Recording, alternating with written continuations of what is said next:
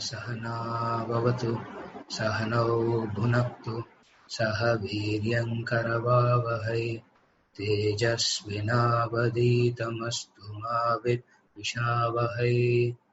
ॐ शान्ति शान्ति शान्तिः।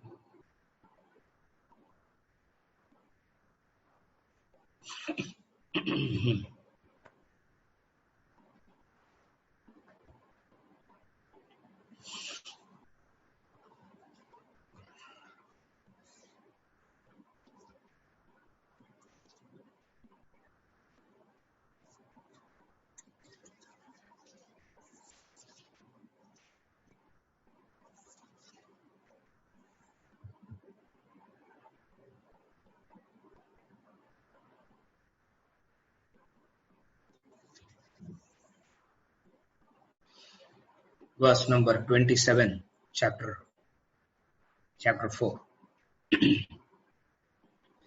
Sarvanindriyakarmani pranakarmani chapare atmasamyamayogagnav juhvati jnanadipite. Others sacrifice all the functions of the senses and the functions of the vital airs into the fire of yoga of self-control kindled by wisdom. From the three transactions of life, the receipt, reaction, and response, we finished the receipt part already. Now we are discussing yajna in relation to the reaction part. So, what does this? How does this yajna happen in relation to one's inner self? Inner self, as in the reaction part. Now we have seen already that the stimuli comes through the jnana indriyas into the personality. That is the receipt of the stimuli, where the person says, I see, I hear, I smell, I taste, I touch. The stimuli creates, stimuli interacts with the stuff there is in already. Now the stimuli can come into an empty inner self, or the stimuli can come and interact with a stuff that is already inside. In the case of the wise person, the stimuli comes into the emptiness, as it were. In the case of an ignorant person, the stimuli that enters reacts with the material that is already inside. There is the material that is already inside, and that material is known as vasanas, desires, likes and dislikes. Vasanas, desires, likes and dislikes. Now the stimuli entering in, we saw how we can do yajna in relation to that. Now we are seeing the possibility of yajna in relation to the reaction part. So, the verse is, others sacrifice all the functions of the senses and the functions of the vital airs into the fire of yoga of self-control, kindled by wisdom. Now, what he means by is Indriya Karmani, Prana Karmani. The two words that he uses, Indriya Karmani and Prana Karmani, refers to the organs of perception and action as well as the pranas. So, the grosser aspect of the personality is taken care of. The prana part of it is taken care of. When these function of perception and action goes into an empty inner self, self-realization is kindled. If there is an empty inner thing, self-realization is kindled. As I said in the beginning, it is not empty. It is not empty. There is this bunch of Raga, Dvesha, there is this bunch of desires, there is this bunch of whatever is there is inside. And what happens?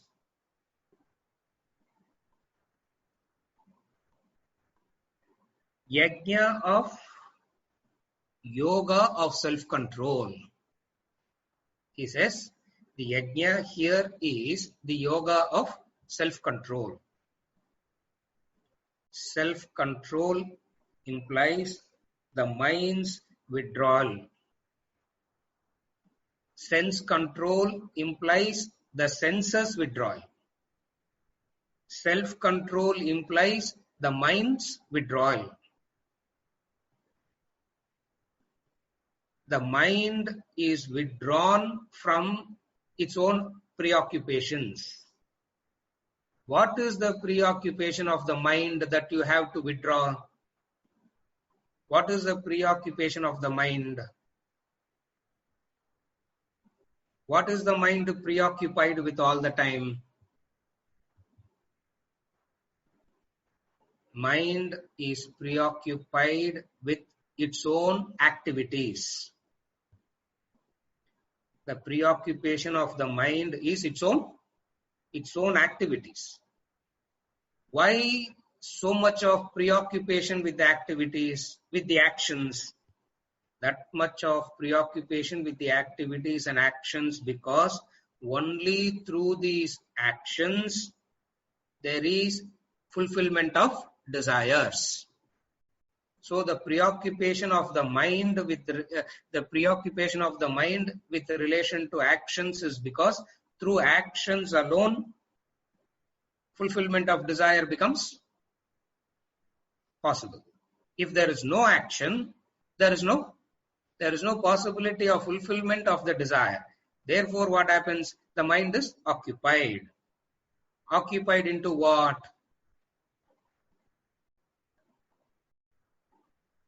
How to get what I want. How to avoid that I do not want. This is the preoccupation of the mind. The preoccupation of the mind is of this. How do I get what I want? How to ensure that I do not get what I do not want. So, what is this desire means? Raga Dvesha means you want something, you do not want something else. This wanting something and not wanting something else keeps the mind so occupied that there is no withdrawal at all. So what does yoga of self-control means? The yoga of self-control is this withdrawal. Withdrawal from its own occupations, preoccupations. The preoccupations as in, I'm repeating myself again, preoccupations as in fulfillment of raga, dvesha. So the person who is interested in this fulfillment of raga, dvesha attempts very many things. They attempt very many things for fulfillment of this raga, dvesha. Those who are so-called religious people also belongs to the same category of a victim of raga, dvesha only.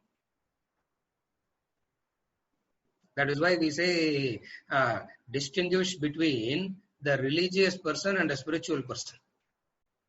Even the so-called religious people are also preoccupied with fulfillment of something. Even when they go to God, even when they worship God, even when they go to temple, what is the prayer?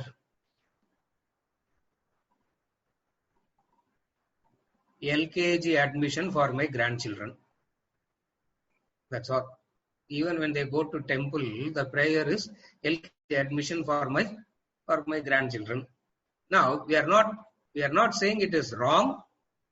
We are saying that is the mind that is preoccupied with. This is the mind that is preoccupied with the world. All that time thinking in terms of how to fulfill, how to get what I want, and how to avoid that which I do not Now, what is wrong with this? There is nothing wrong with this. You must understand there is a consequence to it, and when the consequence comes, you can't cry, you can't complain. If you live life like this, there is nothing wrong, but you need to understand that there is a consequence to it. And when the consequence comes to you, you have no reason to cry or complain or worry or get anxious or get depressed.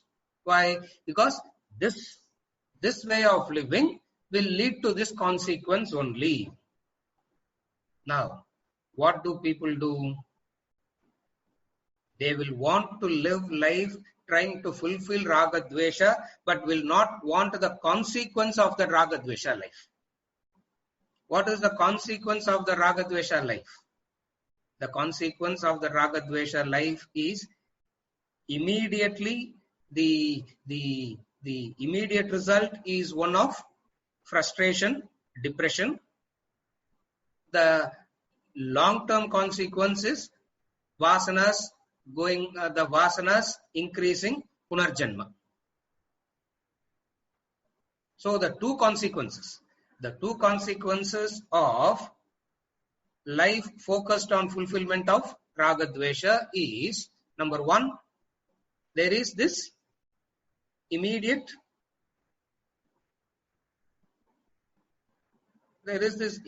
stress, there is this immediate frustration, worry, anxiety, depression, whatever be it, which is the immediate consequence that you experience in this lifetime. Okay, is that all, sir? Okay, so will it conclude if supposing I die, will all this come to an end? He says, no. Even after death also it will continue. Punarjanma. It will continue from Janma to Janma. So, Janma to Janma to Janma. Therefore, what is the consequence of life fulfilling Raga Dvesha? The consequence of life fulfilling Raga Dvesha is sorrow in the present and future sorrow. What is yoga of self-control here? Yoga of self-control is withdrawing the mind from its preoccupations. Whenever we say withdrawing the mind from its preoccupation, what is implied here? Something is making the mind to withdraw. Mind by itself will not be able to withdraw. Something is making the mind to withdraw. What is that something that makes the mind to withdraw from the preoccupations of the world? That something, yeah, at least we should know that something, no? What is that something? That something is what is known as the intellect. The buddhi makes the mind withdraw. The intellect makes the mind withdraw. Now, what is the tool that the intellect uses to withdraw the mind from the preoccupations? The tool that the intellect uses to withdraw the mind from its preoccupations is the higher ideal, the knowledge of Vedanta, the Shastras. The knowledge of the Shastras, the knowledge of the Vedanta, directed by the Vedantic knowledge, by fixing the higher ideal, the intellect can withdraw the mind from its preoccupations. If a person is doing that, that person is practicing the yoga of self-control. When a person thus practices yoga of self-control, this is a consequence. Just as we said, the consequence of fulfilling Raga Dvesha, there is a consequence to it. And what is the consequence of a life of What is the consequence of the life of self-control, withdrawal? The consequence is one of relatively there is the peace and happiness in the absolute sense, moksha, liberation. Relatively there is this peace and happiness in the absolute sense, moksha, liberation, self-realization, God realization. This being the consequence, now what the yajna of self-control says?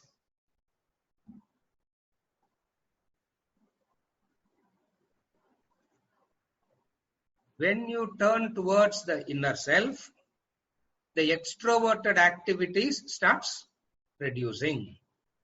The extroverted activities starts reducing.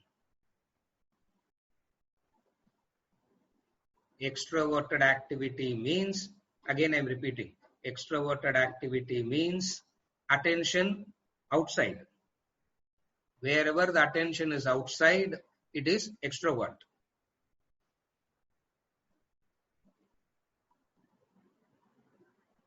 Wherever the attention has turned inward, it is called introvert. Now, as I say, whenever we use the word extrovert and introvert, I keep saying this. Every few decades, the words meaning keeps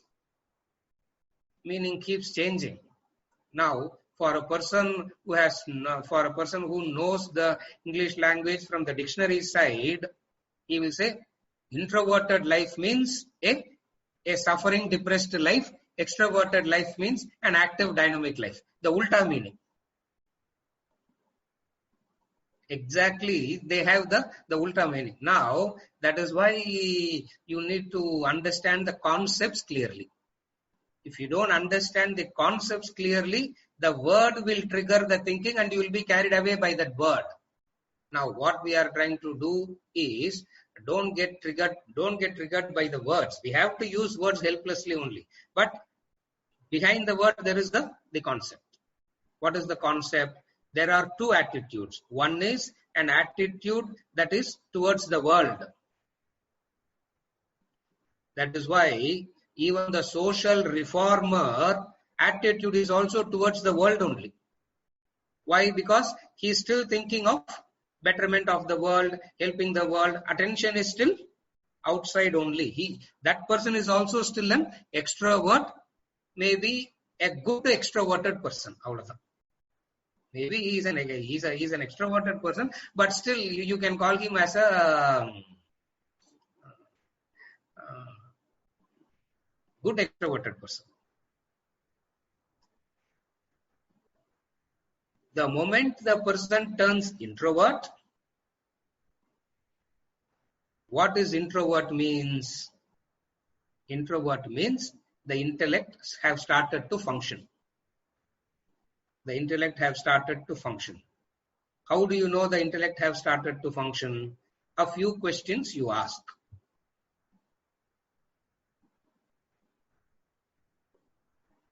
Extroverted person asks how to fulfill the desire. Introverted person asks what is the purpose of fulfilling the desire.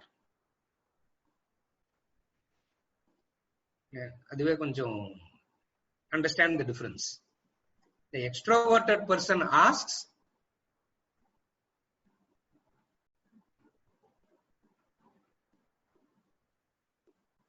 the extroverted person asks how to fulfill the desire. The introverted person asks what is the purpose of fulfilling the desire. The moment the person asks what is the purpose of fulfilling the desire, that person has turned introvert. It doesn't matter what your desire is. It doesn't matter what your desire is. One person asks how to fulfill. Another person asks what is the point of fulfilling that? What is the purpose of fulfilling that? Extroverted person asks how do I ensure that the fulfillment can be retained permanently? I get it, and how to ensure that I kept it, I keep the fulfillment, I keep the result permanently. Another person asks, how many ever times you try and fulfill it, the unfulfillment still remains the same. It doesn't really matter. The unfulfillment still remains the same. So one extroverted person is how to fulfill through external methods. Introverted person is understanding the source of unfulfillment and eliminating it. Here, when he talks about the yoga of self-control, the yajna of self-control, what he means is the person who has shifted the attention from the extrovert to introvert.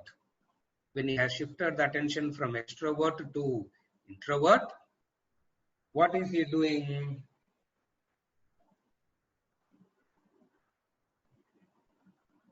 Indriya karmani and prana karmani and all that is kept under control. When all that is kept under control, what is the consequence? Kindled by wisdom. You should understand the difference. In the previous two yajnas, he spoke about self-control is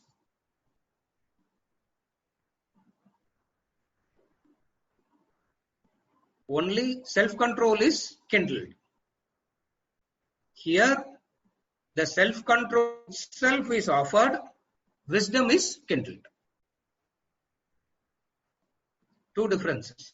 Two differences. One is you do something, self-control is kindled. Here, the very self-control itself is offered. What is the ahuti? Self-control is the ahuti here. What is kindled here? Wisdom is kindled. Understand it as relatively speaking. Not moksha liberation. He's not talking about moksha liberation. Relatively speaking, more the self-control, more closer to self. When we say more closer to self means to that extent you have become wise. Therefore, this yajna talks about the yoga of self-control. What happens as you grow wiser with the knowledge of the self, you become united with the self.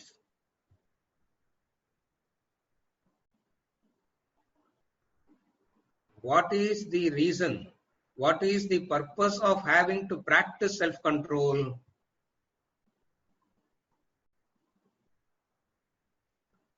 The reason that you have to practice self-control is because the very desire is preventing you from knowing who you are, what you are. The logic itself is slightly different here. The very fulfillment of the desire at the worldly level, he says, the very fulfillment of the desire is what is going to give me satisfaction, peace and happiness. Vedanta comes and says, the very fulfillment of the desire is what is taking you away from knowing who you are, what you are.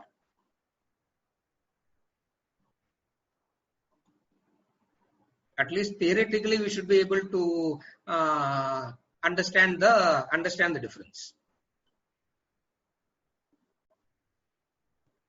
To put it very simply, worldly logic says, I experience sorrow, therefore I am correct. இது ஒன்றும் பெரிய லாஜிக்கெல்லாம் தேவையில்லை. I experience sorrow, therefore I am sorrowful. Vedanta logic.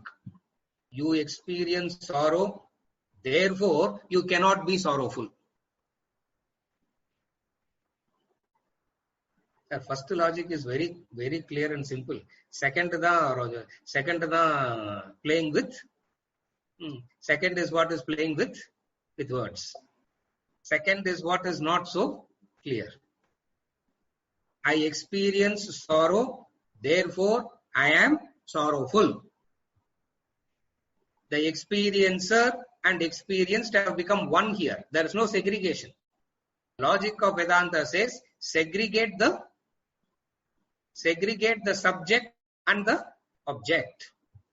Since sorrow is what you are experiencing, you can't be sorrowful.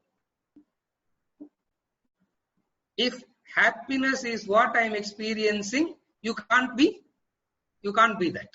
Therefore, this sukha and dukkha is not of this sukha and dukkha is of the consequences of fulfilling the desires only. It is not you. This is what he means by the yoga of self-control. As you grow wiser with the knowledge of the self, you become united with the self. Now, what is growing wiser with the knowledge of self means? I said it already sometime back in one of the classes. Growing wiser with the knowledge of self means, what are you identifying the I with? With what are you identifying the I with? I is always identified with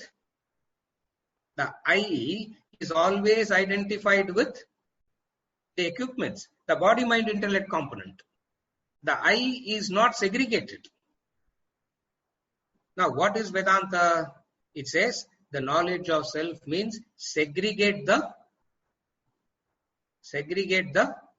I.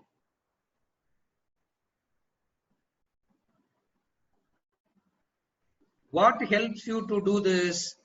The mind's withdrawal from the preoccupations of the world will help you to do this. Supposing if you say,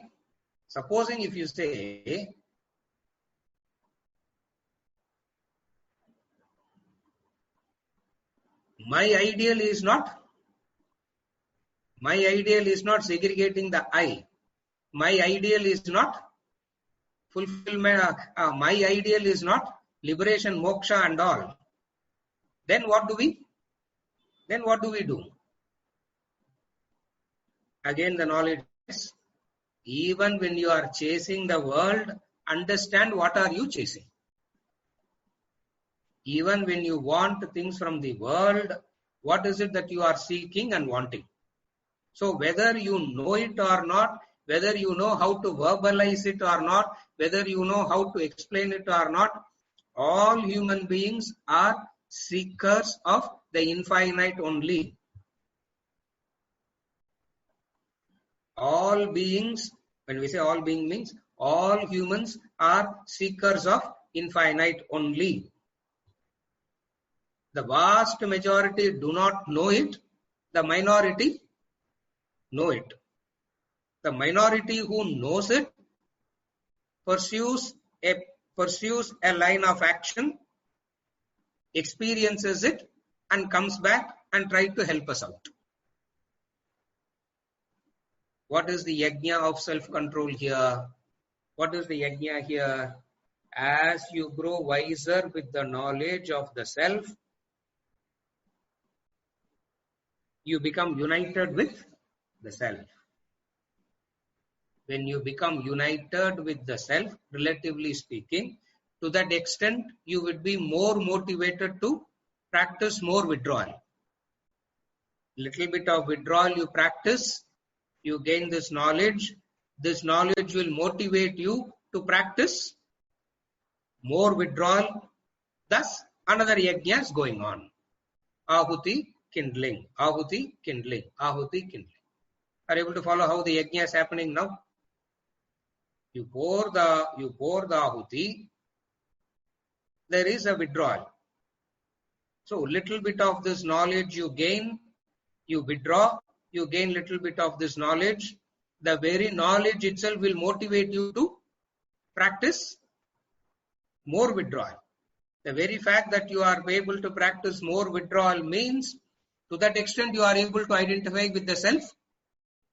more. To that extent, you will be able to practice withdrawal more. Thus, this yajna of yoga of self-control resulting in wisdom. In the yajna, verse number 27 yajna that we are studying now, இதை பத்தி explain பண்றது ரொம்ப easy. To talk about it is, to talk about this yajna is very easy. Now, how you are going to withdraw and do all that is different. But the yoga of self-controlled kindled by wisdom. In the previous verses, for those who are interested in the serious study, understand the difference. This verse uses the singular fire. Agnav. Verse number 26 uses in plural agnishu. This difference has to be noticed. A casual reader will not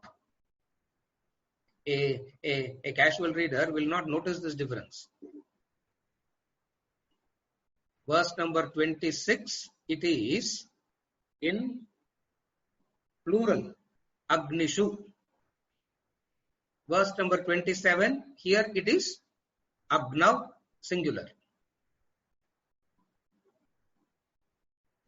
Singular in the sense, with self-control, the mind directs itself away from the worldly actions and perceptions to the Supreme Self. Again I repeat. Singular in the sense, with self-control, the mind directs itself away from the worldly actions and perceptions to the Supreme Self within. That is singular. In plural, what we saw, sir, adu 4-5 வாரத்துக்கு முன்னாடி பார்த்தோம் sir. We forgot what we saw in singular because we did this verse, I don't know how many weeks back we did this verse. Now, what is singular in verse number 26?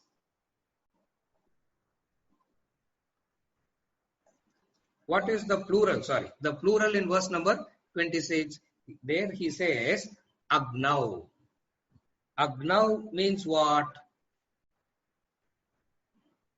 Effort is done to practice more of sense control. Effort is done to practice control at the level of seeing, hearing, smelling, tasting, touching and all that. So there are very many things that is attempted there. Therefore it is agnishu, plural. Here it is agnav, singular. Why? Because where does all these karmendriyas, jnanendriyas, prana die and unify? Where does this karmendriyas, jnanendriyas, pranas and all that die as it were? Die as it were means unify. Where do they all join and become one? They all join and become one in the mind. Therefore, he says, controlling that one single entity. Controlling that one single entity. That is the difference. This is this difference between agnav and agnishu is for those who want to really go into the deeper understanding. You can take this, you can do this. You can use these two words for reflection. Agnav and agnishu you can use for reflection. If you are not so keen on doing so much of a deeper study and all that, doesn't matter. Still, the concept you can understand. What is it? The withdrawal of the mind from the preoccupations. So first I spoke about in a very general way. Now, in the sense of the plural and the singular. And we have seen this any number of times in the past before. The Shastras always uses the singular and plural to convey something very subtle. If you have the discussion, the means and the end. Means singular, means plural, end is singular. You can have multiple means for multiple ends. So many types of actions for so many different types of goals. So the means are many, the ends are also many. Very many ends. What are the very many ends? I have to take care of my family, I have to pay the tax, and I have to be a very good social person also. So many things I need to do. Very many ends. Here there is only one end. What is the one end here? The one end here is in singular. What is the singular end? In the vision of Vedanta, in the vision of the truths of life, in the vision of Vedanta, the singular end is self-realization, God realization, moksha. For that, what do you do? At one stage, you can practice sense controls individually and try and do all that. And then at another level, you can practice the yoga of self-control. Again, I am repeating. Self-control means making an effort through knowledge and understanding. Self-control means through knowledge and understanding, you arrive at the futility of fulfillment of a desire. As a result of this understanding, you do not allow the mind to run behind the world anymore. This is called self-control. Minus this knowledge, it is not self-control, it is self-denial. If this knowledge is not backing the same discipline, you cannot call it as self-control, you call it as self-denial. Now, why we call it as self-denial? Self-denial means there is always an irritation and frustration doing it. You do it because there is no knowledge and understanding. You do it because of what? Like, for example, you can exercise and keep yourself fit for what? You can exercise and keep yourself fit. For what? When it becomes self-denial, when you are worried about, when you have the fear of disease, when you have the fear of disease, or you are so scared of visiting hospital. People say, romba fit exercise. I am so afraid of going to a hospital. Therefore, in order to avoid going to the hospital, you can do exercise. I don't mind going, sir, but the bills are coming the bills are too much. Another reason for now, any knowledge like this, with any of this understanding, you do exercises, there will be a frustration in exercising. Upanishads gives a different reason for being fit also. The Upanishads gives a different reason. The reason that the Upanishad gives for being fit is what? Apyayantu mamangani vak pranas chakshu shrotramato balamindriyani cha sarvani sarvam brahma upanishadam. Apyayantu mama angani vak prana chakshu shrotram, all must have balam and viryam. Balam indriyani cha sarvani. All these must have this balam and viryam and vitality. For what?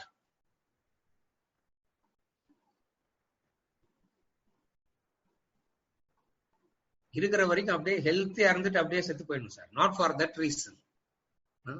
Not for that reason. What is the reason that exercises is done? Sarvam Brahma Upanishadam.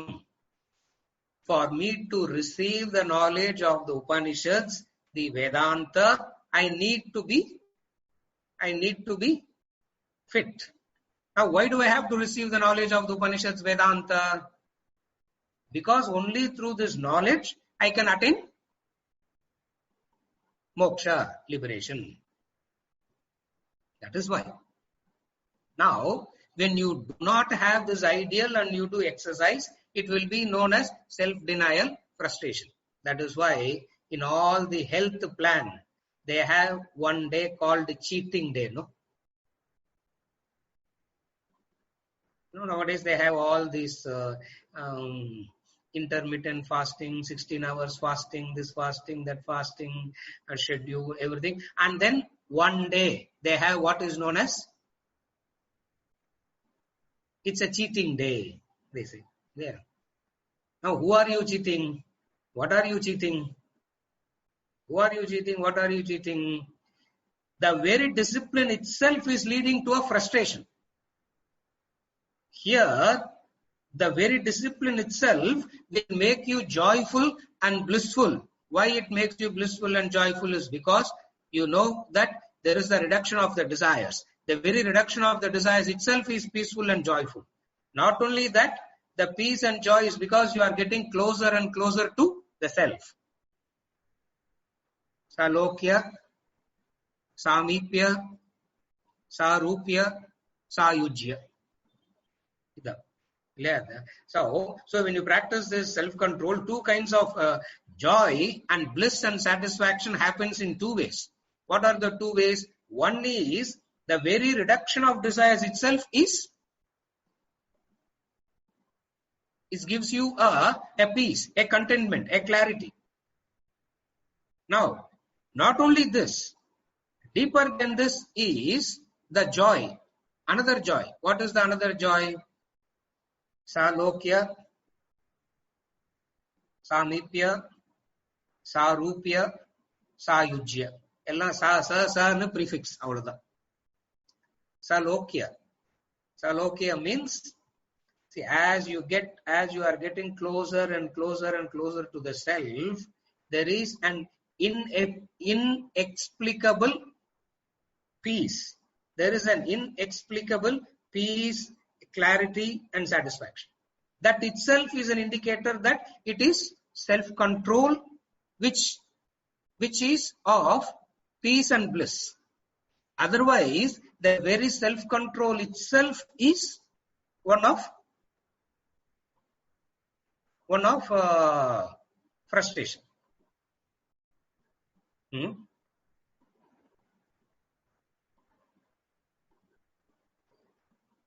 A control that is directed by knowledge and understanding is self-control.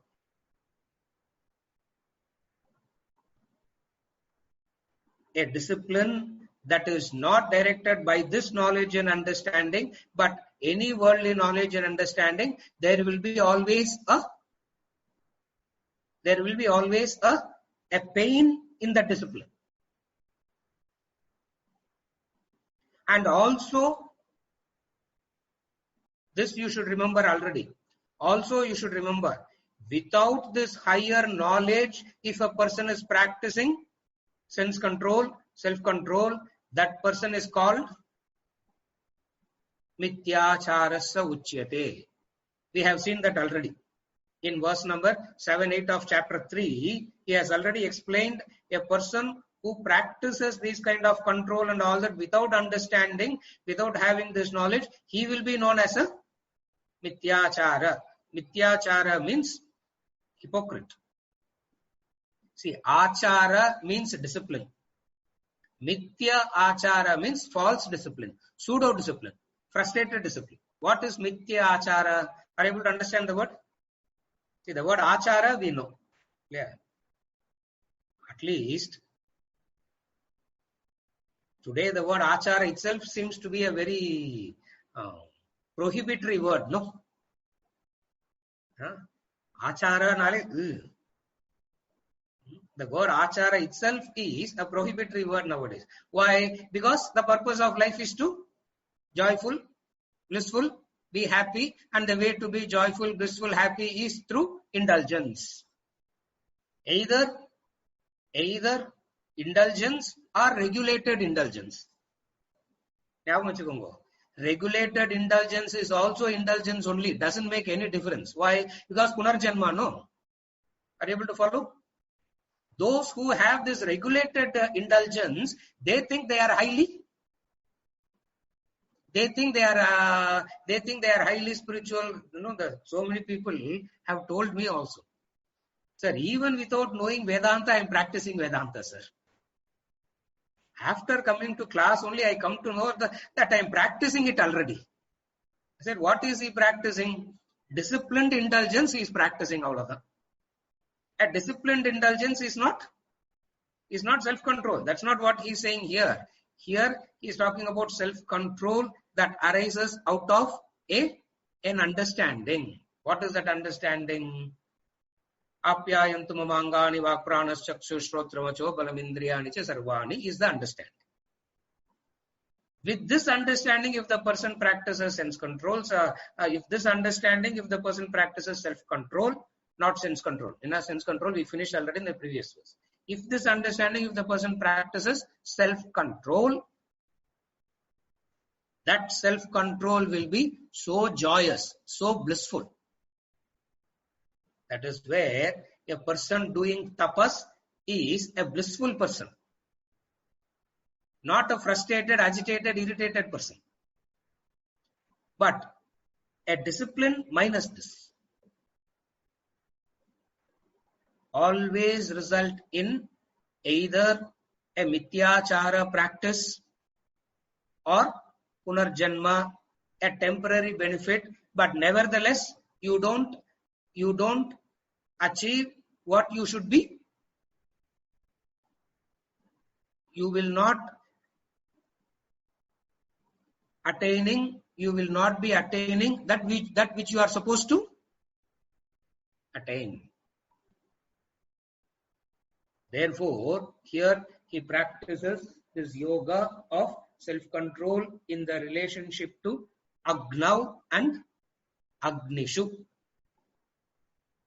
Agnishu in plural, Agnav in singular. So, what is the purpose of the practice of self-control? The purpose of practicing the self-control is wisdom. In Vedantic language, wisdom, self-realization, God realization, moksha, liberation, all are synonymous. All means the same. In different contexts, we use different words. But all means the same. What is it?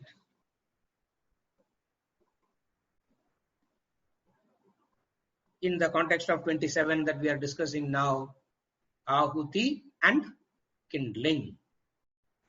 Now you know what is the Ahuti. What is the Ahuti? Self-control is the Ahuti. And when you are offering into the yajna, you don't offer it complaining, bitter, frustrated. No. When you offer with Shraddha, you offer with Bhava, you offer with the Shraddha, you offer with the right Bhava. Therefore, the very self-control here itself is so. Is not a self-denial.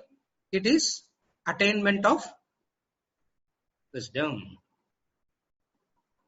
Now you can understand the opposite.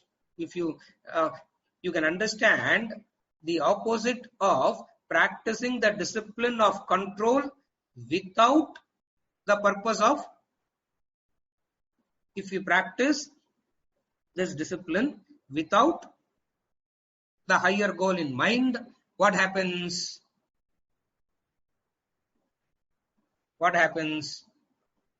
There may be a temporary relief, but in the long run, there is a fear, frustration and all that. Why? Because, take the same example. how much ever you exercise and try and yourself and keep and fit and all that, disease cannot be avoided. I have done, see, about nearly 40-45% of the people do exercises out of the fear of getting diseased. The fear of the disease. Now, Vedanta says, as long as you have a body, that body is susceptible for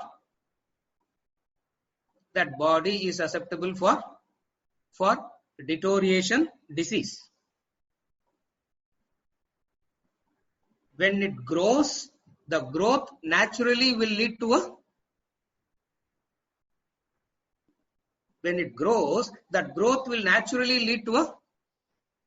deterioration, decay, disease, death. Therefore, when he is trying to do the self-control, the focus of self-control is not one of any worldly benefit, but one of wanting to know who you are, what you are, wanting to experience your true nature, wanting to identify with that and becoming that. And the only way to know that you have gotten there is, the only way to know that you have reached that state is Brahmavid Brahmaiva Bhavati. The knower of Brahman becomes Brahman. So it means in Vedanta, knowing means, in Vedanta, knowing na enartham. At least this you should fulfill. Under the or gap. So the knower of Brahman becomes Brahman. In the language of Vedanta, knowing is synonymous with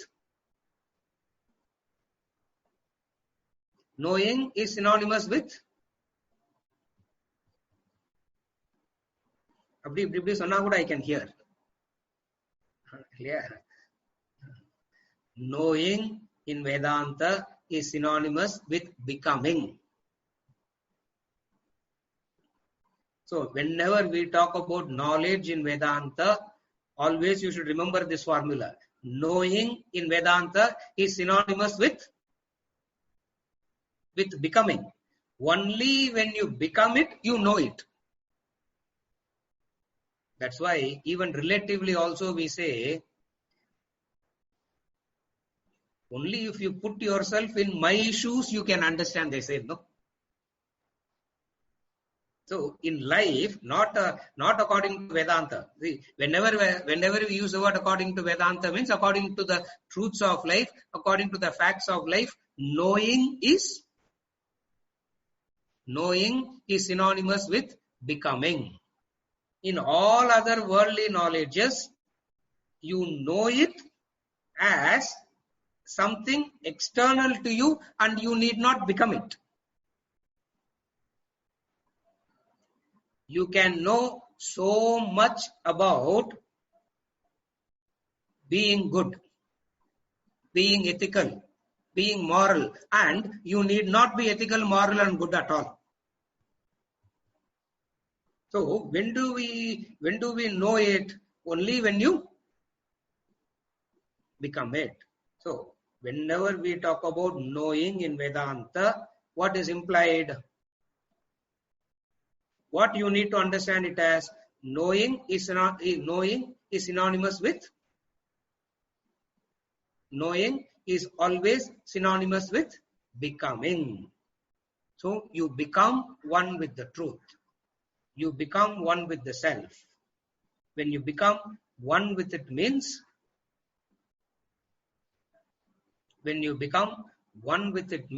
there is no knowing as in attaining anything like worldly knowledge. That is why we say in all worldly knowledges, you always attain something, you always gain something, but here you are not attaining it, you are not gaining it, you are becoming it. Therefore, what is the yoga of self-control resulting in? The ahuti is self-control. That which is kindled is wisdom. Without this knowledge, ahuti is self-control. What will be kindled? Okay, in the knowledge irunda, ahuti is self-control, wisdom is kindled. Without this knowledge, ahuti is self-control. Now, what will be kindled? Irritation and frustration will be kindled. That is why Vedanta we say self-control is not self. Self-control is not self-denial. You are not denying anything. You are only understanding it as. You don't deny yourself the toys. You understand it as a toy. Again, I repeat. Understand this in relation to the example of the toy. It is not about denying yourself a toy. It is an understanding that it is toy. The moment you understand it that way, it becomes that much easy to comprehend what he is saying as yoga of self-control resulting in wisdom. He is taking the discussion to a subtler level. There, in the previous two yajnas, he spoke about sense control. Are you able to see the development of thought? First, he said at least practice one sense control. And then he said practice sense control, senses control. Now he is saying, where do they all go and merge and unite? Now, who is the master that these are like slaves attending to? Who is the master that is making use of these senses? Who is the master? Control that directly. That is yoga of self-control. So when you control that directly, senses says, Abada enna utrungo, it says.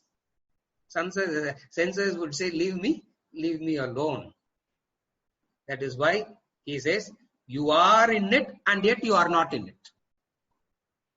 Because these senses and all obey the command of the mind.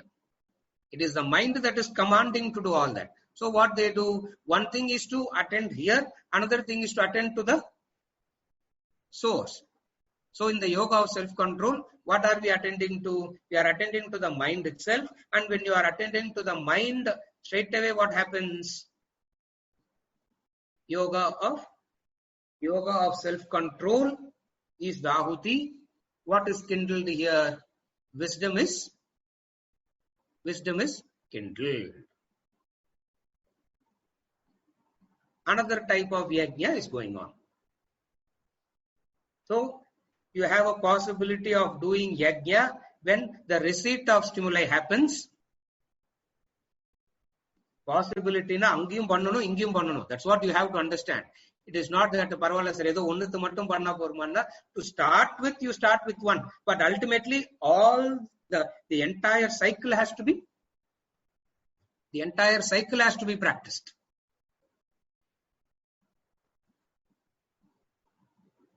Yoga of self-control resulting in wisdom. Now I read the verse again. Sarvani indriya karmani prana karmani chapare atma samyama yogagnav juhvati jnana deepite.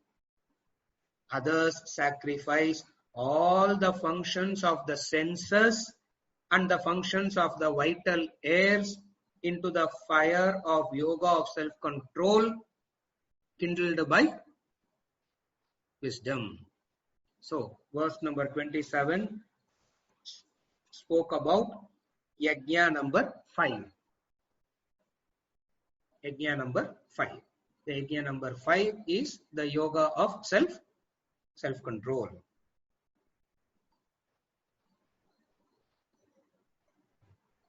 Is it okay till now?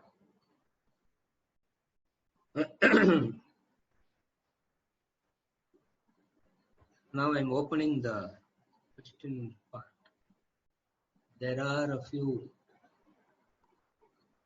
Oh, okay.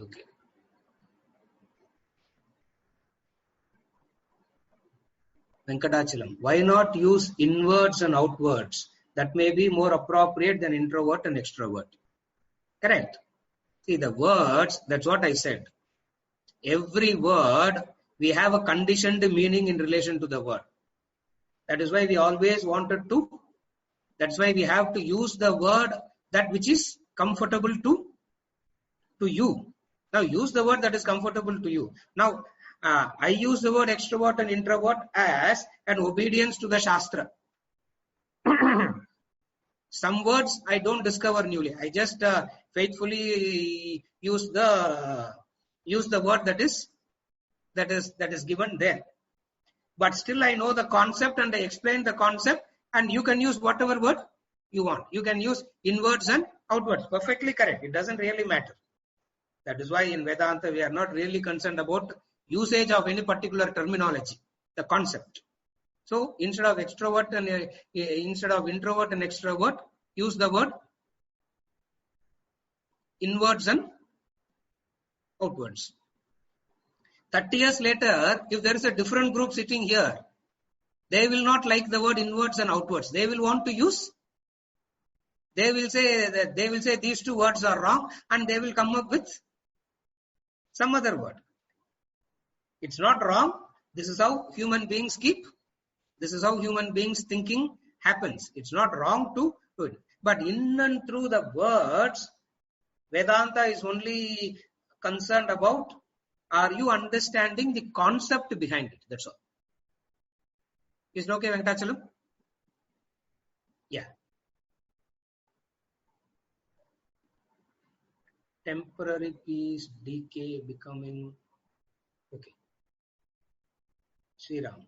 That's why in Vedantic terms, knowledge needs to be realized and not attained like worldly knowledge.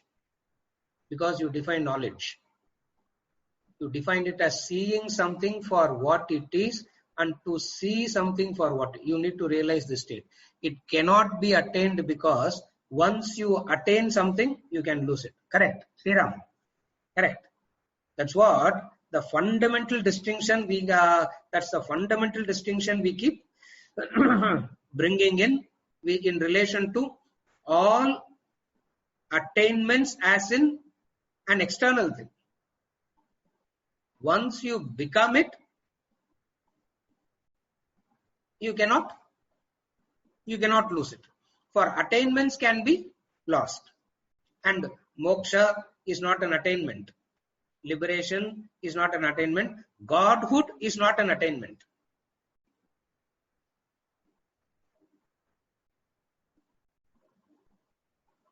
Verse number 27 spoke about the yoga of self-control, the 5th yajna.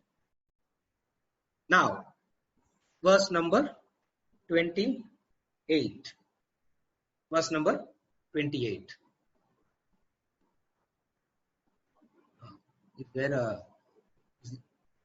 Before I move, there is a question now. I find in my personal experience the need to control my senses because I find that the stimuli brought in through my senses interact with my subconscious mind and I am not aware of it. But when the right moment arises, the subconscious desire that is latent and developed through the stimuli suddenly takes concrete shape. So how do we figure out that what affects our subconscious mind? Is this even possible? Now, Sriram is using the language of the typical current generation language. In Vedanta, we will not use this word subconscious mind and all that. But the concept, what he is saying is what we have been discussing. Now, what he is saying is the stimuli goes on entering. The stimuli brought in through the senses interact with the mind, and you will not be aware of it. In fact, that losing awareness is the condition upon which the subconscious will start functioning itself. Because the moment you become aware, the subconscious will not come into surface only. But then it is there inside. And what it will do? Suddenly takes concrete shape. It suddenly takes a concrete shape when there is what is known as a conducive environment. When there is a conducive environment, that desire which is in me, in that conducive environment, starts manifesting, starts expressing. Now the question is, how do we figure out what affects our subconscious mind? Is this even possible? It is possible. It is possible, provided I have something as a touchstone. If I have a benchmark, if I have something as a touchstone, only with reference to that, I would be able to find this out. So, what is the touchstone? What is the reference point? The reference point, the touchstone is the higher ideal. That is why whenever we talk about the sense control and not allowing the desire to go, not allowing the stimuli to react with the subconscious and develop into that desire and all that, the touchstone that is given always, the reference point that is always given is the higher ideal. The higher ideal, how does it work? How does it work as the touchstone? First is, it is possible if you have a touchstone. And what is the touchstone? Higher ideal is the touchstone. Now, how does it actually work? When the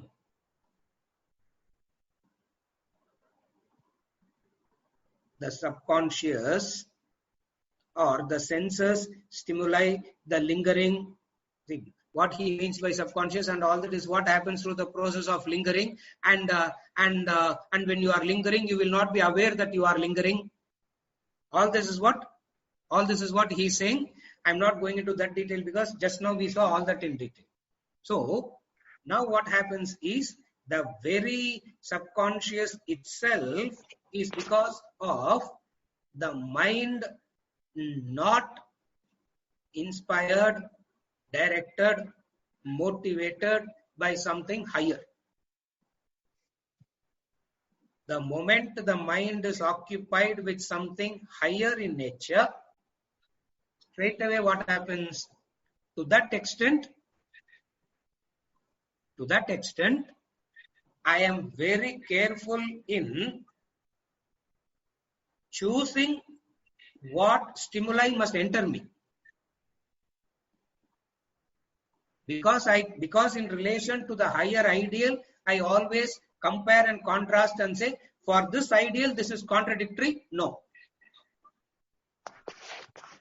So the higher works as the touchstone in me, allowing, in me deciding what stimuli should enter me in the first place. So the filtration happens at the level of the stimuli itself. Having done the filtration at the level of the stimuli itself, because of the past unintelligent way of lingering and gathered stimuli, there is a hidden vega. There is a hidden force. What you mean by subconscious is the hidden force that comes out when there is a conducive environment. So, I myself will be in shock that, oh my God, I didn't even know that I had this. Yeah.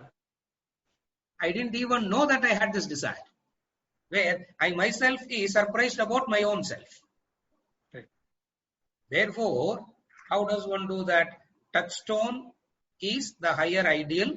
Okay. In relation to the past Vega, what can one do? In relation to the past Vega, intelligently, I need to allow myself to contact sometimes. So the contact is driven by not by the force of the desire, but the contact itself is regulated, disciplined by the same higher idea. Are you able to follow the two? Yeah, but doesn't that become your cheat day, like what you were saying? Yes, that becomes it will not become the cheating day when I know that it is my past Vega, and by me suffocating it or not attending to it and all is only going to deepen this vasana, deepen this desire. Therefore, this contact I am allowing, so that through this contact supported by knowledge, I will overcome it. That's how it works. As with everything in life, it's not the action but the intention behind it. But the intention. Yes, exactly correct. This is how I can actually practice. That's how Vedanta allows contact also. That's how Vedanta says contact is not the problem. Most of the human beings, because of the past Vega and all that, contact becomes essential, necessary. That is why how the Shastras, how the Vedantic knowledge in the past helped the person to grow is the 4 ashramas in life: Brahmacharya, Grihastha, Vanaprastha, Sannyasa. Now, when you are a brahmachari means studying, gaining knowledge. Okay, to put it very simply, in the traditional Brahmin weddings, there is a ritual called Kashi Yatra. இப்போ அது 110% faking it, 100% கூட கிடையாது, 110% faking. Correct. In that Kashi Yatra, the boy is given, what is the boy given in that? The boy is given a pair of chappal, is given an umbrella, he is decorated with flowers and chandan and all that. No? Yeah. Now, till now, this boy is leading a life of brahmacharya, a student life. Brahmacharya, not celibate life. Brahmacharya means a student life. Now, in student life itself, theoretically, he has learnt all this. A person who has got the maturity at the theoretical level itself, if he can understand this, from brahmacharya, straight away he can take up sannyasa, moksha. Now the vast majority, though they understand all this theoretically, because of the past desires, there is a necessity to contact and have a few experiences. So what they do? They say, the Shastras itself allow you to indulge.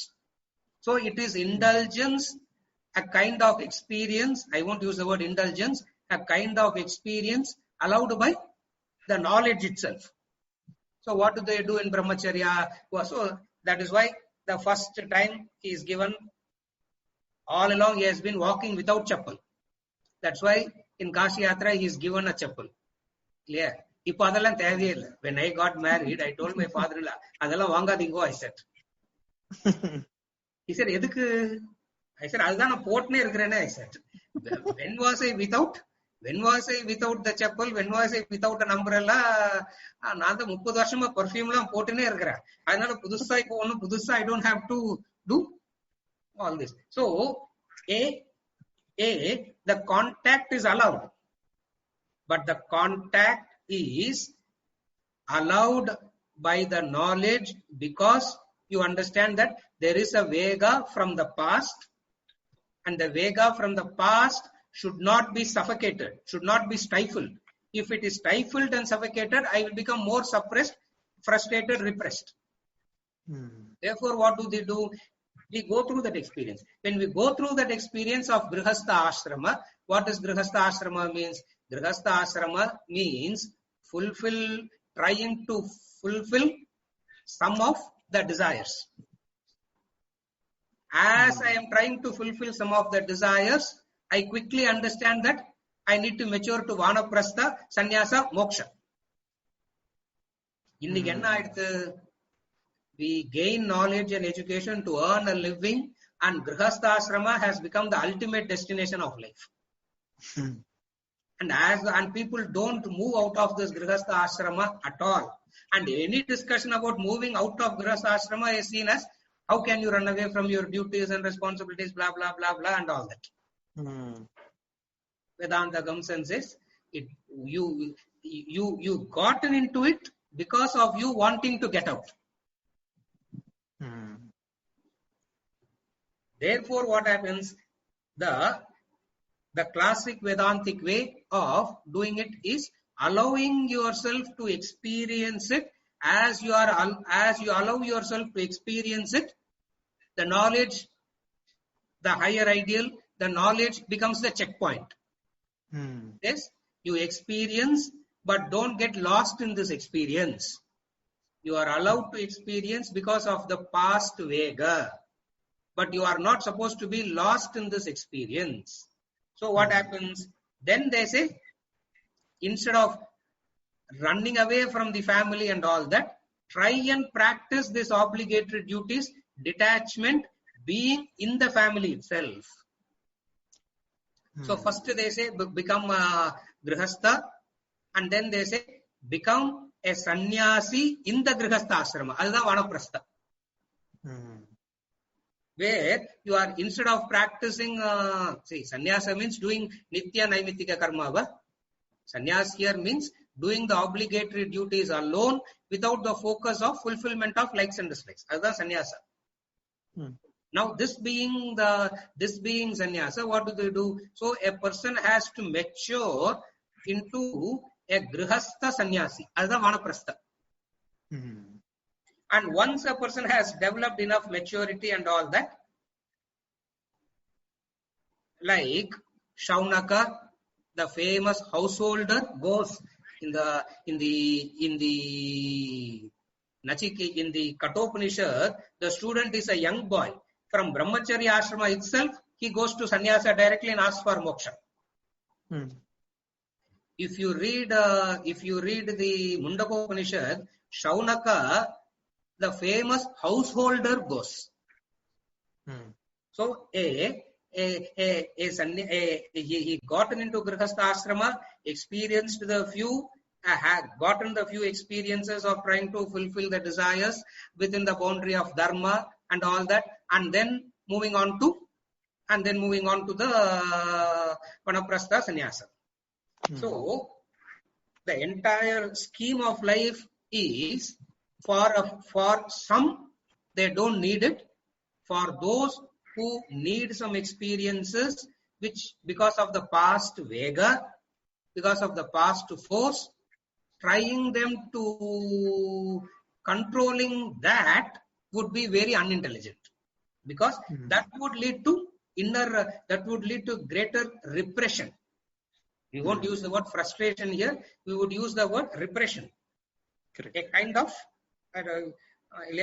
because you're using the word subconscious, now you'll be able to understand the word repression also. Sure. A very agitated psychological state. Repression. Correct. Therefore, here it is not a cheating day. Why I am saying so much of stories is to distinguish the difference. Not only to distinguish the difference, how they conceived of all that and how they made a plan also to avoid all this. Correct. What inspires me is that how they conceived of all this and found an alternative and made it so beautifully as a system. Correct.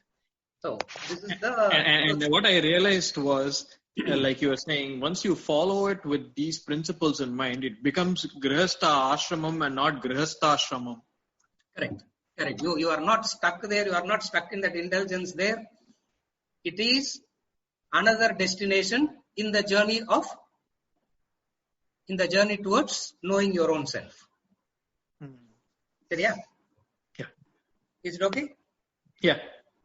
Yeah. And in the sequence which it will be easy. From brahmacharya ashrama to grihastha ashrama to vanaprastha ashrama to sannyasa ashrama. Nachiketas became a sannyasi straight away asking for moksha. Shaunaka, Janaka, and most of them went through the grihastha ashrama and then asked for moksha. And this is more practical and realistic for vast majority. Nachiketas, Satyakama, Ramana Maharshi type allam very few. The vast majority belongs to the category of Shaunaka and Shaunaka type of student and Janaka type of student only. Right. That is why we say Vedanta is not as a householder. How can I practice Vedanta? People ask. Householder also has to practice. It is not. Are you able to follow? So remember the sequence: Brahmacharya, Grihastha ashrama, Vanaprastha ashrama, and Sannyasa ashrama. Yeah, I think I need to learn the basics of what this Vanaprastha ashramam is exactly. Correct. Like you said, this transition state. அதுவே எனக்கு தெரியல actually. Yeah. In some other context, in these 12 yajnas, in the few verses, all this will come. Okay. I'll be edavadhu or chance kadacha, I will start talking about it, and for half an hour, 45 minutes, I will spend explaining it. Okay. Because see the assumption in the Bhagavad Gita and all that is all this you know already. Okay. Since we do not know all this, whenever I get a chance, I introduce this also to keep connecting and reconciling the apparent differences. Clear? Sure. Yeah. Prasanna, does Vedanta conclude? Sriram, is it okay? Yeah. Prasanna, does Vedanta conclude that we must have perfect control over flow of thought by self-realization? We say self-realization cannot be defined. Please reconcile. Now, the perfect control over the flow of thought is an absolute necessity. What Vedanta says is, it doesn't say control the vega. First it says reduce the vega. Reduce the intensity to a manageable proportions first and then control. So first is reducing the intensity. Reducing the vega is the first step. And then stilling it is second step. Stilling it means quietening it, silencing it. Now, when it is running with full force, when something is running with full force, you cannot stop it. Therefore, stage number 1 is reduce the intensity to manageable proportions. How do you reduce the intensity to manageable proportions? By the combination of experiencing karma, yoga, jnana. Combination of all these is what reduces the intensity, as in what we are doing now. And from this, we mature and go to a level where the flow of thought itself is so, the intensity is less, the vega is less. When I say vega is less, means a thought will surface now, and then I'm just giving a figurative number. I'm just giving arbitrary number. There's no, don't take this number and all literally, it will differ. After 90 minutes, another thought will surface. It means between the two thoughts, there is a period of silence Why? Because that Vega is not there. Now, the frequency with which the thoughts are surfacing is so high that we don't even know the difference between 2 seconds. Milliseconds, nanoseconds, adinalamo seconds solranga. Between the two thoughts, you don't even have that much of a gap. So first thing is what? Reduce the Vega. Once the Vega is reduced, you can still it. All this you do. All this you do. Why you do all this is because the Pramanam has told you to do that. For self-realization, Vedanta is the Pramanam, and that Pramanam has told you to do this, and you are doing it. Just as when I go to study in a college, they are the Pramanam, they are the authority, They give and the they syllabus. give me the syllabus, and I stick to the syllabus. Similarly, for self-realization, Vedanta is the authority, and they have fixed the syllabus, and I follow the syllabus. This is how you reconcile. Though you do not know it, though you may not know it, though you may not be able to understand it, conceive it, but nevertheless, it is there. That is Like, to give a simple example to conclude, like the person in 9th standard, 10th standard will ask, calculus ko practical life ko enna sambandham? The question is correct, but that fellow has to grow in life to understand the connection. For there is a connection. Yeah, are able to follow. So in that way, there is this. This is how it reconciles. How does it reconcile? The Pramanam for self-realization is the Vedanta, and Vedanta has given you this syllabus, this discipline, and you follow this, and you follow this syllabus, and you follow this discipline, you will end up getting it. When we say you will end up getting it, means not in the actual sense of getting it, in the actual sense of becoming it. Seriya? Therefore, there is no way of you can intellectually understand it now. But then the conviction rises from, the conviction comes from Vedanta is the Pramanam. For, Vedanta is the Pramanam. For this. This is authority for this. Are you able to follow? Seriya? Sorry, sir. Thank you. Yeah. Hari. Does belief on Advaita or Dvaita influence the steps to self-realization? There are 3 stages that a person goes through. At the first stage, there are 2 only. At the first stage, there are only 2. What are the 2?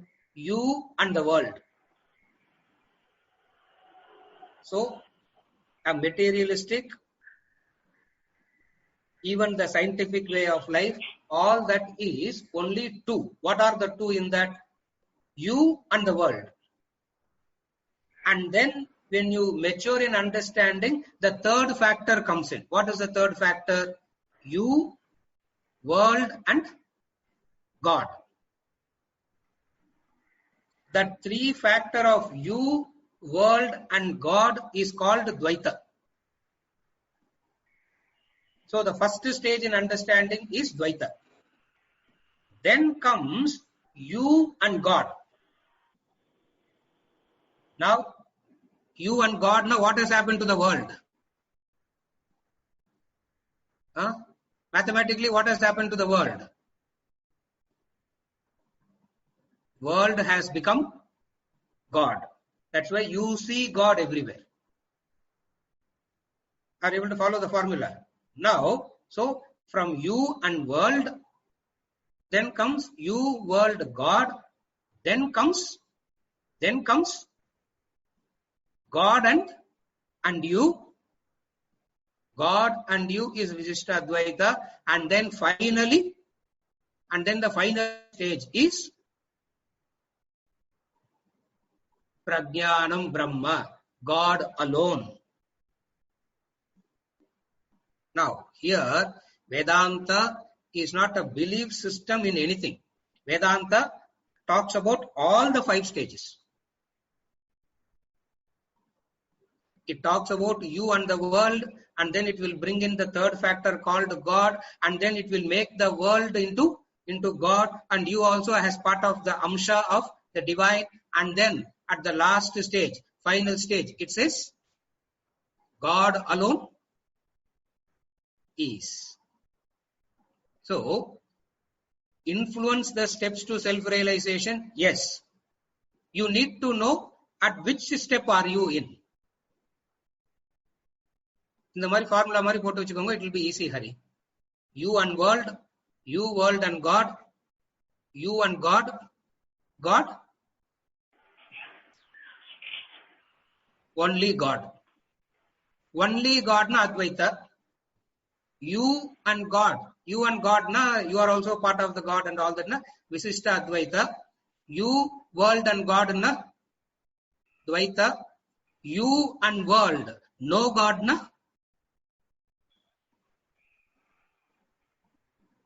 atheist, scientist, anybody. Are you able to follow? These are the, இதுதான் formula. இந்த ஃபார்முலாவை explain பண்றதுக்கு தான் இவ்வளோ. See, I'm saying it like this so simply. It is not as simple as is when you start thinking about all this. Once you start thinking about all these things, so many samshayas will come, so many doubts and all will come, and Shastra have answers to all that. But does belief on Advaita, Dvaita influence the steps to self-realization? Yes, it does influence, as in helping you to move from one stage to the other stage. Again I repeat, in the ஞாபகம் வச்சுக்கோங்க, you and world, no God. That is a materialist, nihilist, scientist, anybody you can call. And then comes you, world and God. You understand that you are there. You understand that there is the world, and also there is a third entity called God. Are you okay till now? Now in the God in the third entity, who brought this in?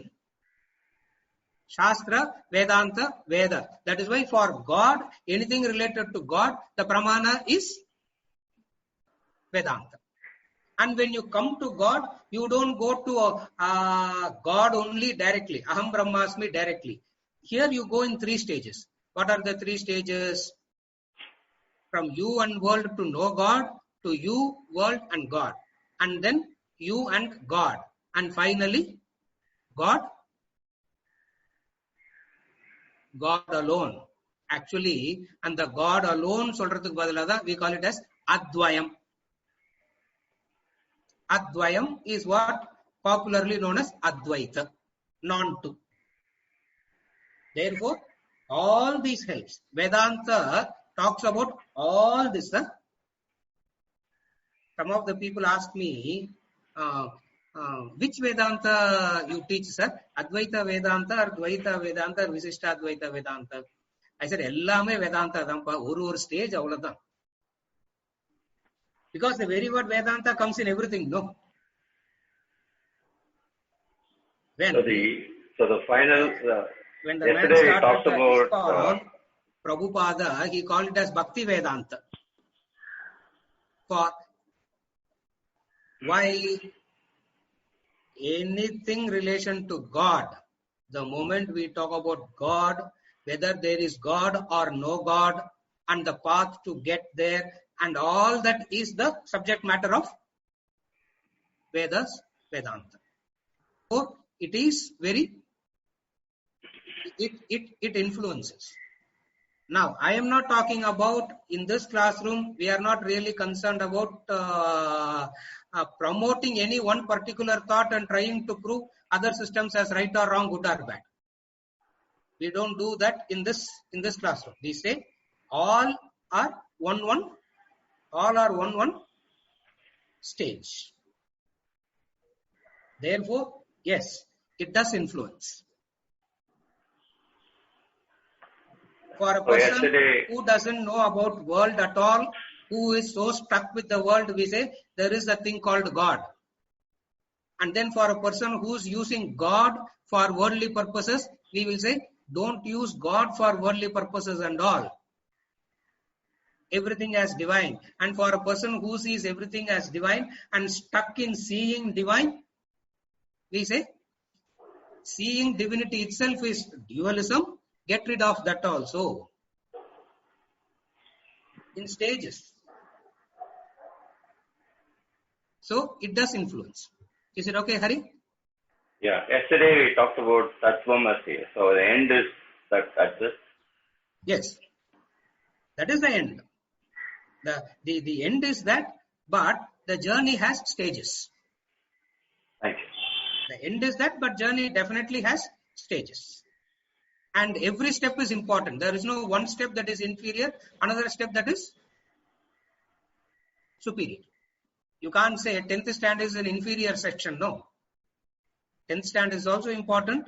12th standard is also important. University is also important. As important as everything, depending on the stage.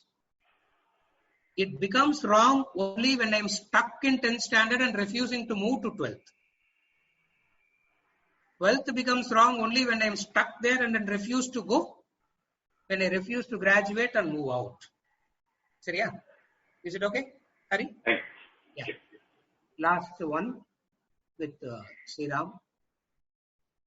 Don't modern meditation practices and prana control practices help with mind control and hence are useful relatively in controlling the mind? Yes, they are very useful in relatively controlling the mind. Why didn't Vedanta prescribe these practices? Why Vedanta doesn't prescribe these practices is because the moment I experience the peace that has gotten through a quicker method, faster method, mind will turn obsessive towards it. And it will want to do it more and more and more. If you have the right knowledge and understanding, it is perfectly all right to practice it. But Vedanta doesn't recommend it at all is because anything that gives an instant benefit, anything that gives an instant result, instant benefit, the mind will get attached to it, obsessed to it, and will want to do it more and more and more. The danger is there. Therefore, it doesn't recommend this practice. Pranayama is practiced. Meditation is, in fact, this pranayama, this meditation and all is what you do in the everyday morning sandhya and evening sandhya. Right. When you do the morning sandhya vandana and the evening sandhya vandana, and in an average you do 15 pranayamas morning and 15 pranayamas in the evening when you do the sandhya prayers. Now what they did is they didn't isolate it. It was so integrated. Now what people are doing today is instead of doing it integrated, they take one thing out of context and per se do it. Do the like morning sandhya vandanam pandrom naka 15 times minimum pranayama you will do. So evening sandhya vandana if you do, you are doing another 15 times pranayama. Abdina in a day you are doing 30 times. 30 pranayamas, which is integrated already, not for an immediate purpose of peace or anything. Practice of pranayama was there, but the benefit of immediate peace, instant peace wasn't advocated.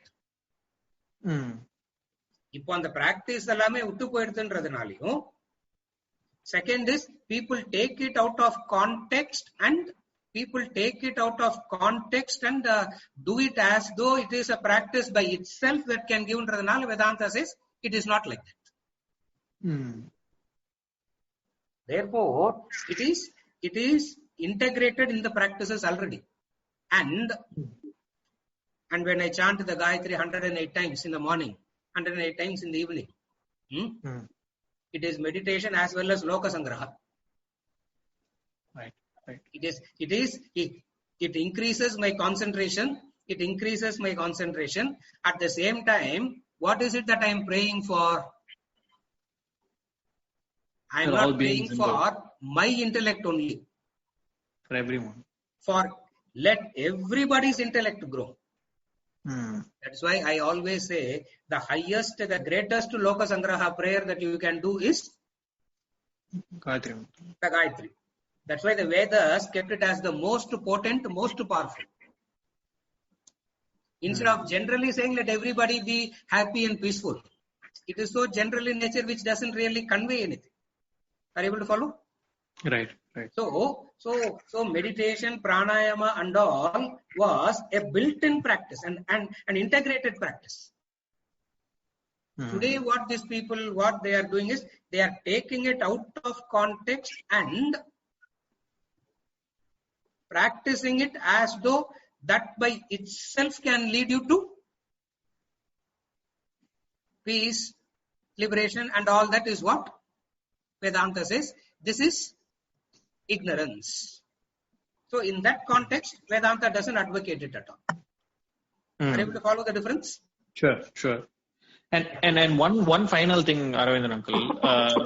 Every now we talk about the Shastras as pramanam. Yeah. But like I've read a quote before by Swami Ramatirtha, who says, "Truth is nobody's property. Truth is not the property of Jesus. We ought not to preach it in the name of Jesus. Adhe mari, we ought not to preach it in the name of the Shastras." Apply panikalam.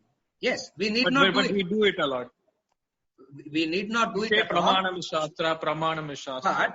But I deliberately keep using it because we are not yet that liberal in thinking. We have not yet become, like for example, when I study science, I have to accept when I say I am studying science, it's a scientific method. It means I am accepting that as an authority in the methodology, the conclusions, no? Right. Now, there is no, by me accepting it, do I become fanatic? No, not really, because exactly you're allowed in to the question same and way, find flaws with it. Yeah, exactly in the same way, Vedanta was also approached and taught. Okay. Exactly in the same way Vedanta was approached and taught. How do we know this? So many doubts, so many clarifications, so many questions that the student comes and says, I do not understand this. Therefore, the methodology is what I want to, when I say I want to means what I am trying to establish in all these classes is how the methodology itself is very much logical, analytical and all that, which we need to accept it as an authority if I have to pursue it with sincerity. Okay. Otherwise, what happens is I will be pursuing it, but I will be what we call as that sishyatvam or adhikaritvam will not come. I will be approaching it like a news reporter approaching. Correct. To bring about this distinction between how I should approach it, not like a newspaper reporter approaching it, but like a Sishya approaching it, I try to pile drive. I try to kind of almost brainwash into almost kind of brainwash into this, that it is the pramanam. It is the pramanam. Pramanam doesn't mean I become a slave to it. Pramanam doesn't mean I become a fanatic to it. Just as science is a pramanam, but I am not a fanatic. Similarly, Vedanta is a pramanam, but I am not a fanatic to Vedantic. So I am not a fanatic. Are you able to follow the difference? Yeah, I get it. Yeah, that is why me as a person will keep Even though this word, this is the pramana, this is a pramanam and all that is not there in the book, in the Swamiji's books, I keep that, I bring in that extra factor to drum it in, because when that is drummed in, the very approach to this itself will become completely different, no? Correct. Yeah, I agree. That is the purpose. Seriya? Okay. Thank you. Yeah. Lakshmi Ramu is asking, then what about ladies? Gayatri mantra, pranayama is all common for men as well as women.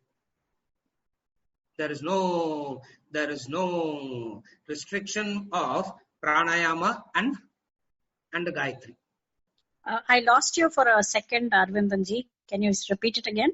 For pranayama and Gayatri mantra, you need to be a human being, not to be a male.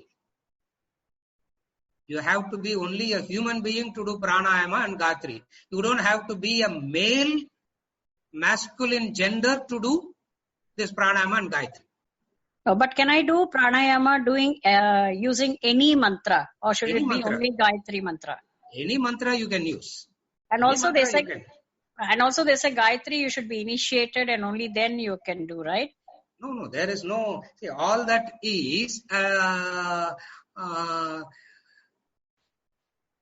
when we talk about this initiation and all that, there is associated ritual with it. There is a certain discipline. There is a certain associated ritual and all that.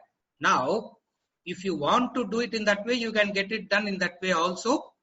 But that is not the only way. That is not the only way. Because I noticed one thing, when we do pranayama and then I sit down and listen to the class or listen to the classes, I noticed that the concentration is more. Yes, correct. That is why in all the rituals, in all the Vedic yajna karma, in all the Vedic rituals, if you see, every 8th minute, every 10th minute, there will be a pranayama. Oh, okay. Every 8th minute, 10th minute, there will be a pranayama. Even in the Sandhya prayer, you will do a pranayama once, and then you do some rituals, the mind will get lost somewhere. Again, you do pranayama and bring it back. So your pranayama is anulom vilom at every point of time? Yeah, same thing. The same normal anulom vilom pranayama only. Oh, okay. Yeah. Okay. Wow. Thank you. Yeah. Thank you. Is it okay? Yeah. Bala, Sandhya Upasana versus Sandhya Vandanam. Both are. Sandhya Upasana means where you do only the Arghya, Pranayama and chanting, Sandhya Upasana. Sandhya Vandana means you do the whole set of prescribed ritual. There are these two. Sandhya Vandanam versus Sandhya Upasana. Sandhya Upasana means you do only the pranayama and the Gayatri chanting. Vandana is where you do the full ritual. So in case of Upasana, you do Argyam and Yes. Kama Karshin and Gayatri Jabam. Yes, that's all. Pranayama. Sorry, Gayatri Jabam and Kama Karshin is included or not? Included. So then the Vandana portion would be the other Digbanjanam and yes. Correct. All that. Yes, correct. That's why the Sandhya Vandanam is elaborated ritual, and the Upasana is the shorter. Upasana is minimum. Okay. Upasana is minimum. Upasana is minimum. If you can do the Vandana also, it's good. Excellent. So, a minor clarification. Kindly don't take me wrong. I have been listening to some of this, the Veda Pariparalana Sabha and all that, which is practically Kanchimat. Correct. Very like Brahmashi, very. Yes. Yeah.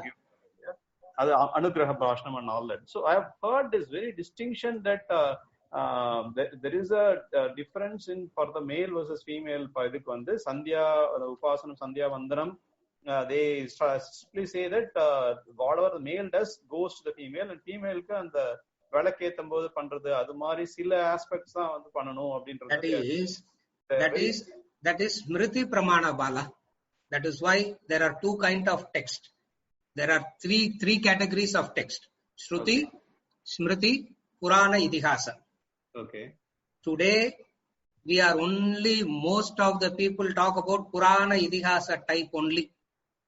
Okay. Purana, Itihasa type with a little bit of salt and pepper of Smriti. Okay. Shruti inrade kadiyadu. In this classroom, all that we talk about is, we talk purely from the standpoint of Shruti Pramanam only. Shruti. Shruti. Okay. Shruti is the like Shravanam Mari, listening portion. Yes, correct. Okay. We talk about only the Upanishadic and the everything that is in line with the Upanishadic principles only we talk it. That's why there are three kinds of textbooks: the Shruti, the Smriti, the Purana, Itihasa, Agama. இப்ப நம்ம பண்றது எல்லாமே 90% of Purana, Itihasa, Agama. Not Upanishad இல்ல இதுல. Little bit of salt and pepper of Smriti. Okay. Yeah. Soup மாதிரி அதுல லேசா salt and pepper flavorக்கு Smriti போட்டுக்கிறது. Shruti is not even in the picture. Okay. Shruti is not even in the picture. Or Shruti says Jnana Yogena Sankhyanam Karma Yogena Yoginam Shravana Manana Nididhyasana Moksha. That's Shruti. Okay. That's what Shruti is all about. This distinction of male, female, and what male should do, what female should do, and all this is of the Agama Pramanam. Okay. In this classroom specifically, though I know all that, I have studied all that, the Pramanam that we discuss here is Shruti Pramanam, which is Upanishad. Yes. Okay. Upanishad. Because the universality of knowledge comes only in relation to the Upanishads. Okay. Otherwise, it is not universal. It is specific. Okay. What male can do, what female can't do, and who are we to say male can do, female can't do? Then there is a feminism, masculinism, and then comes about this rainbow colony. Okay. Yeah, we will be getting into all. We'll be getting into rainbow colony. Na cinema illapa. You understand, no? What is rainbow colony? Yeah, I know. Yeah. So we will get into all these kind of unnecessary things. That's why we know all that, and we come to this. We stick to the Shruti Pramanam. Seriya? Excellent. Okay. இந்த ஒரே நீங்க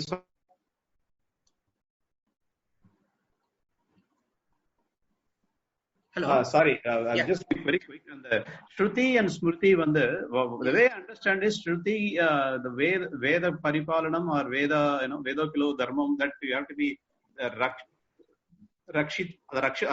the one that protects you, you have to protect it. Yeah. Correct. Dharmo Rakshati Rakshadu. So for that reason, the way Vedas are. Yes. I'm not able to. I think sorry. Me. So the Veda Dharma, the Dharma Rakshiti, Vedam, the way it is preserved and is kept alive is through memory and by listening, which is Shravanam and this Shruti and Smriti. Yes. Memorizing portion is yes. Yeah. That's correct. How I understood. But what you are saying, Smriti and Shruti, as an Upanishad sense, I'm not able to visualize Smriti that. Smriti means, to put memory. It very, I will just explain it in one word. Smriti means that a code of conduct trying to explain the statements of the Shruti. That is Smriti. Okay. Now, that is why you have Manu Smriti, Yajnavalkya Smriti, Parasara Smriti. There are so many Smritis available. Okay. Now, Memory doesn't mean all Vedas. Memory means all knowledges in those days is memory only, for memory only. Okay. Natya Shastra was from memory. Shilpa Shastra was from memory. The agricultural Shastra was from memory. No, so all Shastras in those days happened through memory only. Okay. So all Shastras were everybody has to do Shravanam and Mananam for any Shastra. Okay. Even if you have to do Shilpa Shastra, you have to do Shravana Manana. Therefore, that itself doesn't mean anything. Okay. It is the subject matter. What is the subject matter of a Smriti? The subject matter of Smriti is code of conduct, good life, better life. Okay. What is the subject matter of Shruti? The subject matter of Shruti is liberation, Tattvamasi. Oh, okay. What is the subject matter of Agama? What is the subject matter of Purana? To talk about a value system. Okay. Aram Niri. Okay. Yes. So you need to know the subject matter very clearly. You can't use memory in Ravartha doesn't mean anything. Okay. So the mapping of Shruti to listening, Shravanam and Smriti to memory is very, very premature, naive understanding. Yes, correct. That is very, very naive and most interpreted like this only. It's a very limited interpretation. Okay. So the correct representation should be Shruti maps to the Upanishadic core essence of the Vedanta is Shruti. Correct. And Smriti is the way it is communicated and preserved over time is by the memory and then transferred across generations by recitation and all. Correct. That's how it is transferred. Correct. I sincerely appreciate you for putting the Sandhyavanam adala romba clear sonadhu I am very blessed actually. Because it's an integrated practice that nobody is nowadays commercialize alla pannittu irukanga. Meditation, they shouldn't even be allowed to do meditation. So many masters, not only Swamiji says no meditation, nobody should get into meditation. He goes to the sins, people have gone to this extreme, he goes to the other extreme to bring the people down to the middle path. So he says no meditation. That is true. That is true. Seriya? Yeah, thank you so much. Yeah. Thanks, Subhash. Hari Om. Hari Om. Hari Om. Hari Om. We'll continue next week.